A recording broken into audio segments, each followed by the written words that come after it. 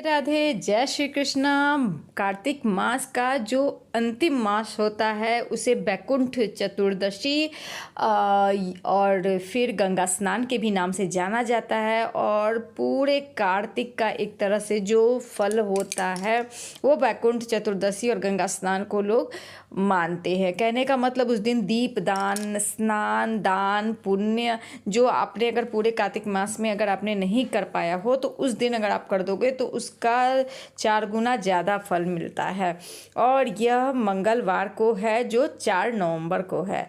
तो कार्तिक मास के शुक्ल पक्ष की चतुर्दशी तिथि 4 नवंबर को मनाई जाएगी और 5 नवंबर को सुबह चतुर्दशी तिथि समाप्त हो जाएगी। और इसका विशेष महत्व है, इसकी विशेष कथा है, इसमें क्या करना चाहिए, नहीं करना चाहिए, कैसे हम अपने पुण्य को बढ़ा सकते हैं। तो जो लोग चैनल पे नए हैं, चैनल को लाइक सब्सक्राइब जरूर कर लीजिए।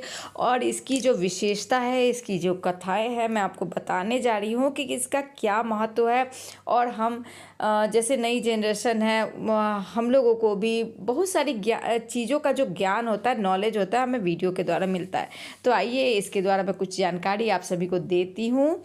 बैकुंठ चतुर्दशी की कथा के अनुसार भगवान विष्णु ने एक बार काशी में भगवान शिव को 1000 कमल पुष्प अर्पित करने का संकल्प लिया था। जब पुष्पों की कमी आ गई, उसमें यानी भगवान शिव ने ही परीक्षा लेने के उद्देश्य से उस पुष्प में से एक पुष्प छुपा दिया। तो उन्होंने अपने कमल की कमी होने पर, कमल के पुष्प की कमी होने पर वो एकदम परेशान हो गए कि अब मैं क्या करूं। फिर उनको याद आया कि अरे उनके आँखों को भी तो कमल नयन कहा जाता है। तो उन्होंने अपने आँखों को चढ़ाने का निश्चय किया और इस अगाध भक्ति से प्रसन्न होकर भगवान शिव प्रकट हुए। उसी दिन बैकुंठ चतुर्दशी का नाम दिया गया और भक्तों को बैकुंठ धाम का मार्ग प्रशस्त किया। इस दिन का महत्व है कि भगवान शिव विष्णु की पूजा का दिन है और जो भक्त सभी पापों से मुक्ति और मोक्ष, सभी भक्तों को पापों से मुक्ति और मोक्ष प्रदान करता है। जैसा कि आपको बताया जा रहा है, भगवान विष्णु ने काशी में 1000 कमल पुष्पों से भगवान शिव की पूजा की और अपने आँखों का उन्होंने जैसे दान किया। इस कारण उन्हें कमल नयन या पुंडरीकाक्ष भी कहा जाता है। और भी ज़्यादा जब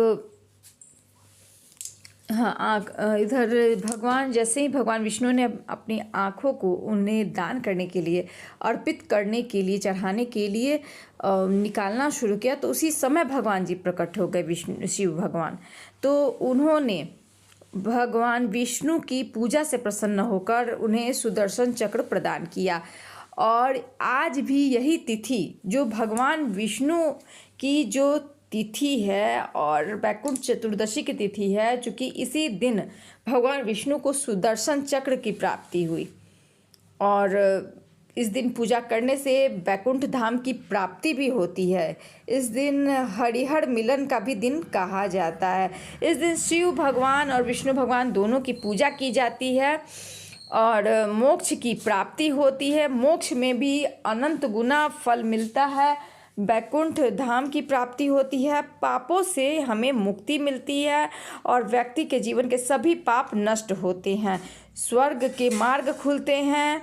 जो व्यक्ति शरीर त्यागता है उसे स्वर्ग के भी मार्ग इससे मिलते हैं। इस दिन श्राद्ध और तर्पण का भी विशेष महत्व माना जाता है।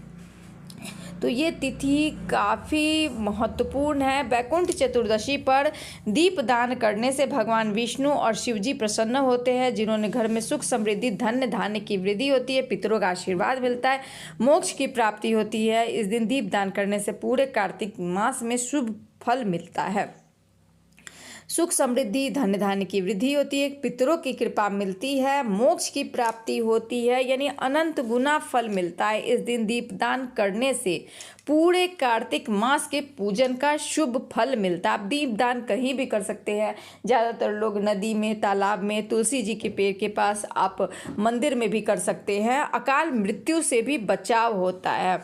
तो ये बहुत बड़ा महापर्व है, इसे कभी मिस न करें और अच्छी शुद्ध पवित्र नदियों का स्नान भी ज़रूर करें। तो मेरा ये वीडियो अगर पसंद आया हो तो चैनल पे को लाइक सब्सक्राइब ज़रूर कर लीजिएगा। राधे राधे।